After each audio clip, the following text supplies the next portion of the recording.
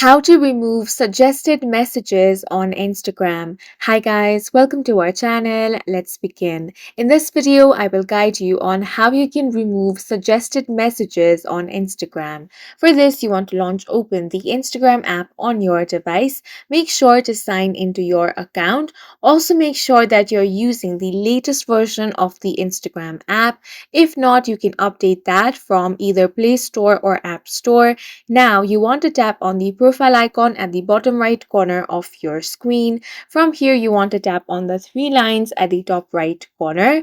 Now, you want to scroll down and here find the option of Creator Tools and Controls. You will find this option only if you are using a professional account. Once you tap on this, here you will find the Response Suggestions option. Go ahead and tap on that. Now, here it says Previous Replies. So if you toggle this option on, there will be suggestions based on replies that you send often. If you want to remove the suggested messages, then simply toggle this option off. As soon as you do that, you have successfully removed the suggested messages. And that's it for this video. If you found it helpful, please make sure to hit the like button and subscribe for more videos like this.